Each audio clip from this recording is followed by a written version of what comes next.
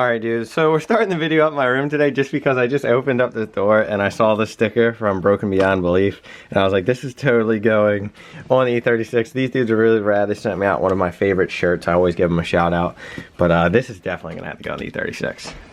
And I don't know if they sold out from last video because there was only a couple left, but these are the stickers right here, dudes. Fucking junk, dude. Let's see some of the early comments. Let's see. Of me. No, you're not, Zach. I'm stealing them. Got the perfect sticker for this thing. Broken Beyond Belief. Couldn't think of a better place to be reminded every day that style matters, boys. Style matters, dude. Get the reflective. Oh, yank.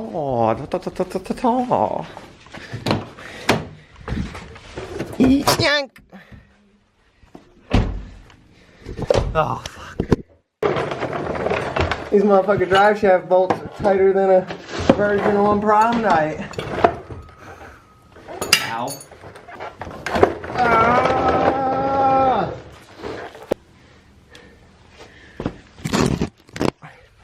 Brand spanking new, brother. Woo, she gonna take all the abuse, ain't she, Hydro?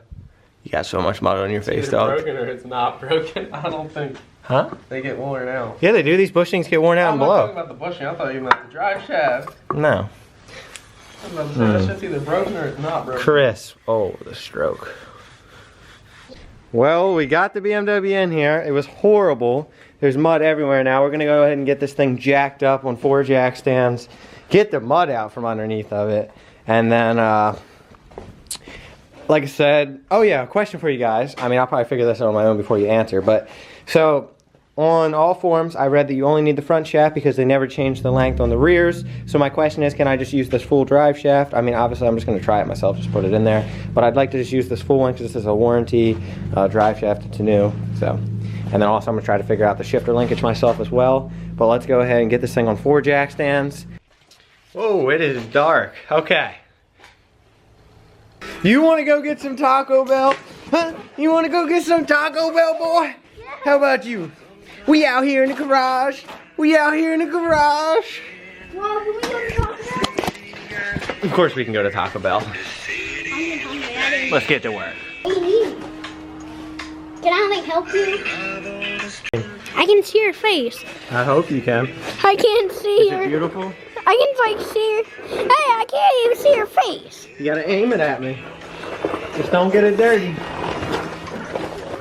So Bass is gonna work on the car, and we're gonna go to Taco Bell after that. Oh yeah, we are. And that's it. That's it? That's all we're doing? Yeah. Alright, you're recording. Alright, so I'm draining the trans fluid, and then I also just sprayed a bunch of WD-40 on the header bolts just to make sure they don't break. What do you think about the process so far, sir? Yes. Working good? Yeah. Alright, well I'm gonna screw this back in. Well, can I? Alright, so it's been a while. It's kind of hard to record this stuff. I'm just gonna give you guys a quick update of what has happened. So, let's go under there. Okay, so this is the Gitrag trans that a lot of you will probably be removing.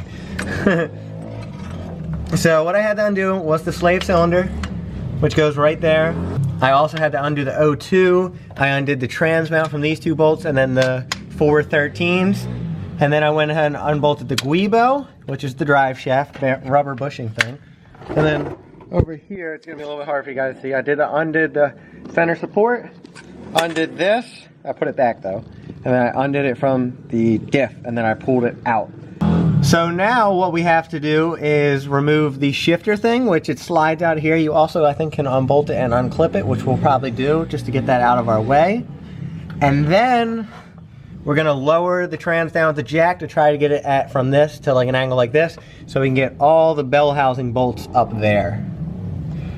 All right, so after all this back and forth, the pretty much main problem now is on the M52s, apparently the starters are threaded. On these, they're not, so they have nut and bolts, and I literally cannot get to it without removing the intake manifold. And if I remove the intake manifold, it's going to be more stress than just pulling the engine, because pulling the engine on these, it sucks, but it's not that hard because you can pull it with all the wiring.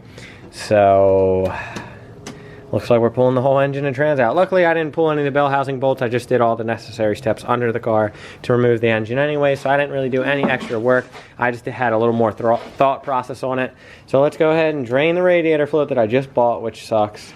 And we got to take the entire front end back apart, but it's whatever. Let's just get it done and get it over with. Put this on the bolt. Now pull the trigger. All right, let me get it. All right, so back in the garage, pulling all the wiring out, got pretty much everything disconnected. This is just for my own knowledge. This was a hot, I don't know why it's black. It went to the 10 mil down here. And this was a ground onto here, next to this big circle thing. And then over here, there was this one random plug that went down to this thing. I'm pretty sure that's for emissions. I'm not gonna delete it, I'll just put it back because I really don't care. It's there, it's easy to plug up. But this was a little bit easier than the 328, I'm not gonna lie. So go ahead and pull the ECU out and the entire harness should be disconnected. Engine and trans are out. I don't even remember where I left you updated at, but like I said, I did it myself. Had a little bit of help from my brother obviously earlier, but come on now. I mean, I did it myself. So I figured out some tricks. I just want to give you E36 guys a little couple tips. The trick to really get the engine out is to not let the trans droop all the way down, because that bottom oil pan on the left side, on the steering rack side, really gets hung up. I think they made the oil pan go that way because in Europe and Germany, where these cars were really, you know, meant to be, they're right-hand drive, I think. So for them to get them in there would be really easy. And then of course here, left-hand drive, hella hard. So yeah, the trick is just keep that trans high and keep on lifting up the engine and pull the wiring harness. Whoa, and pull the wire, almost died. And pull the wiring harness out with it so you can get that manifold real nice high up in the air. The trans is small, so it's not like the bell housing hits anything. You have a ton of room. But yeah, so engine is out. Git trag is gonna be gone. We're gonna get rag of that git trag and put a ZF in. And I'm gonna clean this floor up. But yeah, it came out pretty nice. This motor mount's toasted. This one's really good. The only thing I want to say to you guys before we end this video is I love you.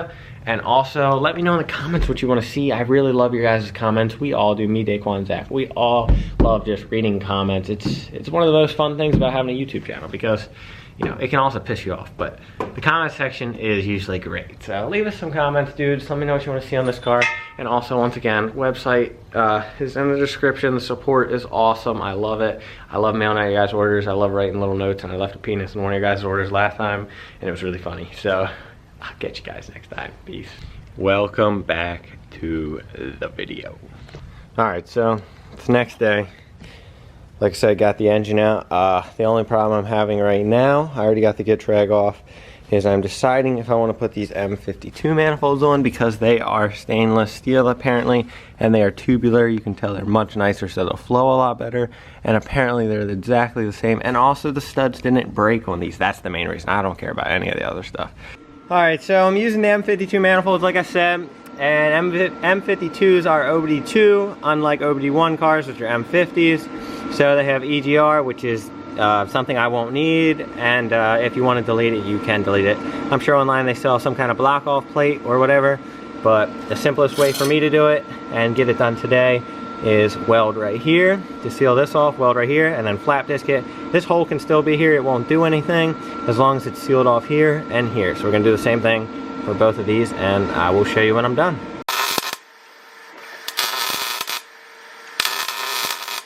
Seal up.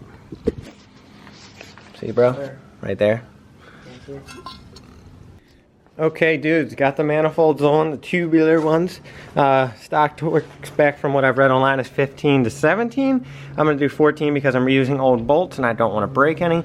They're all lightly tightened down with my hand. They're probably on like 2 foot-pounds or something.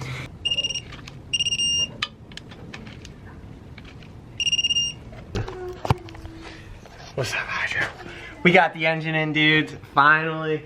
Trans isn't bolted up, but the engine is bolted up to the motor mounts. We're gonna go get some food, and then we're gonna come back, and I'm gonna finish this up. I don't know if we're gonna start it tonight. I mean, we really could. Starting it's easy. The problem is now that I'm gonna have to make my own exhaust. Oh yeah, you guys didn't even know. So I sold the catalytic converters off both of the exhaust, and ended up making enough money off of those to get brand new exhaust off online, but I think I'm just gonna make something. I have an idea that I wanna do to kind of try and make it sound different from other E36s. Chances are it's probably gonna sound like shit though, and I'm gonna have to just go back to They all sound like shit. yeah, a stock exhaust. But I have an idea that I wanna do to make it not sound raspy. Shoo. Hot mama. What's up, buddy? Damn. I'm gonna drive you soon. Okay, here we go. Moment of truth. Is it gonna start? I think I have to go inside and get my keys, but everything's hooked up from my knowledge. The trans isn't hooked up or anything, but all engine stuff, it may be in gear, but the drive shaft isn't in, so it doesn't matter. This thing should fire right up as soon as the fuel comes in.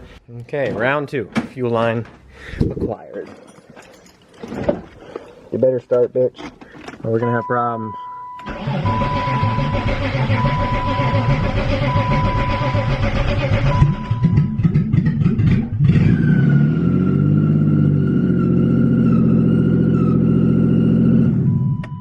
She's good.